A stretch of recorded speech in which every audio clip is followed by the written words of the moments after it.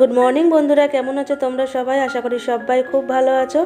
রাঙামাটির ঘরকন্যা লাইফস্টাইলের আরও একটি নতুন ব্লগে তোমাদের সবাইকে স্বাগত। আজকে হচ্ছে শনিবার, আর দেখো সকালবেলা ঘুম থেকে উঠেছি। এখন বাজে ওই 7:45 মতো হবে। আর দেখো উঠে নিয়ে জানলা দরজা সব খুলেছি, আর দরজা খুলতে খুলতে এই যে আমার দৌড়ে আমার অতিথি এসে হাজির। প্রত্যেক দিন আসে এই গরুটা আর কি, রুটি খাবে তবে যাবে, কারণ আলু বা অন্যান্য সবজি দিলে কিছুতেই খাবে না। আর খেয়ে নিয়ে না বলবে আরও দিতে, কিছুতেই যেতে চাইবে না। তো দেখো দেখো যাচ্ছে না, দাঁড়িয়ে আছে। বলছে যা, আমি জল দেবো, আবার কালকে আসবি, কিছুতেই যাবে না। তো অনেক কাণ্ড করে তবে ওকে গেল, তবে আমি দুয়ারে জল দিলাম যেন না। আর এই গরু না আসলে আসবে কুকুর, এসে দরজা খটখটাবে। তো যাই হোক, ওদের প্রথমে আগে খাবার আমি দিই, তবে দুয়ার ছাড়বে, তবে আমি আমার দুয়ারে জল দিতে পারবো যেন না। প্রত্যেক দিন আসে।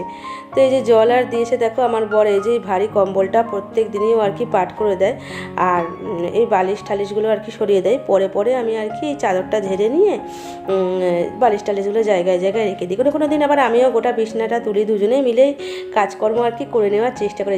সংসারটা যখন দুজনের, তখন দুজনেই মিলেমিশে সবসময় কাজ করার আমরা চেষ্টা করি।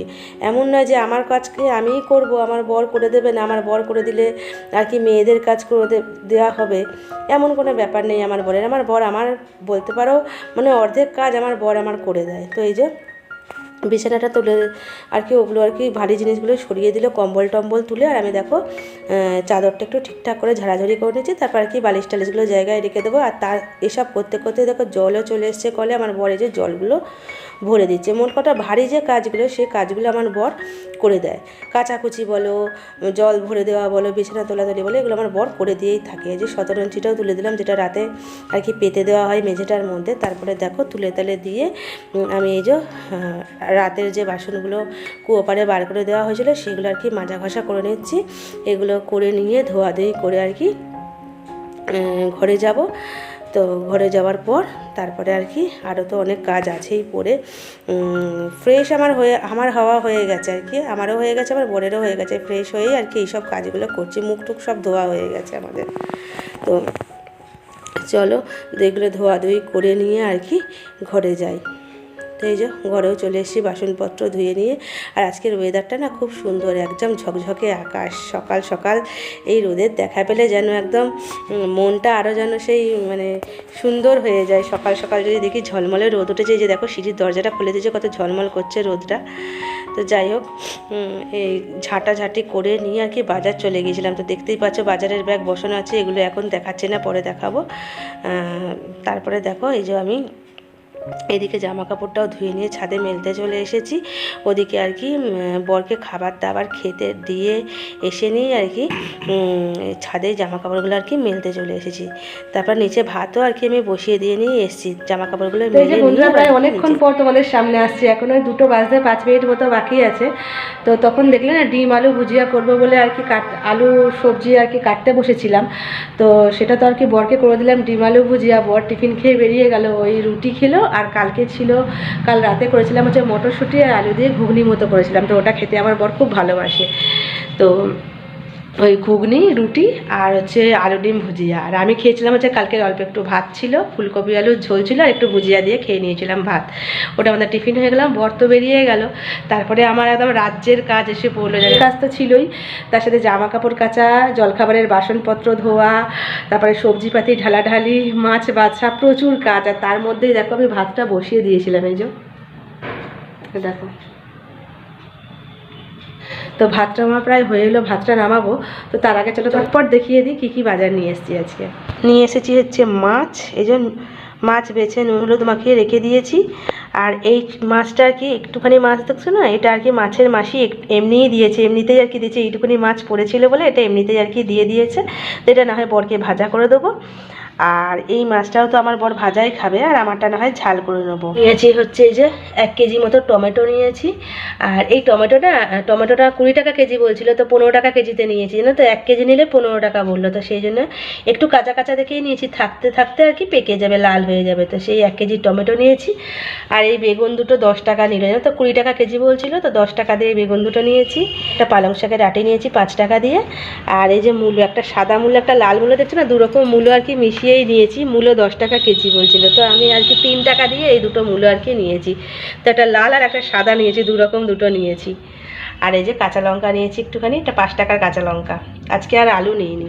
তো আজকে আর আলু নিইনি, আলু পেঁয়াজ রসুন এগুলো কিচ্ছু নিইনি, আদা এগুলো সব কালকে আছে। তার সাথে আছে কালকে একটা ফুলকপি নিয়েছিলাম, পুরো অর্ধেক ফুলকপিটা পড়ে আছে। তো সেই জন্য আজকে ভাবছি কী বলো তো, শুধু বেগুন ভাজা করব আর ওই শাকটা আর কি চচ্চড়ি করব, পালং শাকের চচ্চড়ি করব আর মাছ ভাজা। আর আমার বরের তো মাছ আর কি কুচো মাছ ভাজা থাকছে, বড় মাছ ভাজা থাকছে, ওরা আর কিছুই যায় না।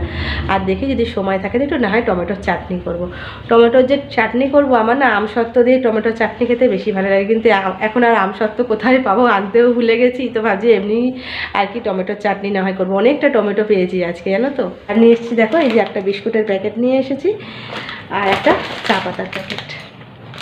বাস এগুলোই আপাতত আজকে সকালবেলা আর কি নিয়ে এসেছি দোকান বাজার করে। তো তোমাদের তো বলে দিলাম শাক চচ্চড়ি বেগুন ভাজা মাছ ভাজা এগুলোই করবো, আর আমারটা নয় মাছের ঝাল করবো আর একটু টমেটোর চাটনি করব। তো চলো তোমরা দেখতে থাকো। আর হ্যাঁ, রোদ আজকে ভালোই উঠেছে না, তো ঝকঝক করছে রোদ ছাতে, সেই জন্য জামা কাপড়টা দিয়ে এলাম, নাহলে না শুকোবে না আর কি। চলো তোমরা দেখতে থাকো।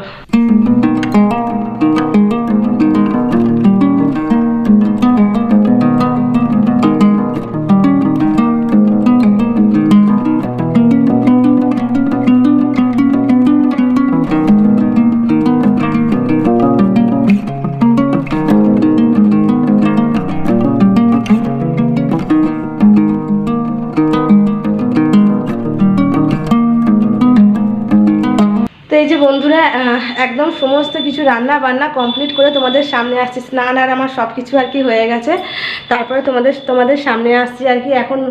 এখন বাজে ওই 4টে বাজতে 10 মিনিট মতো বাকি আছে।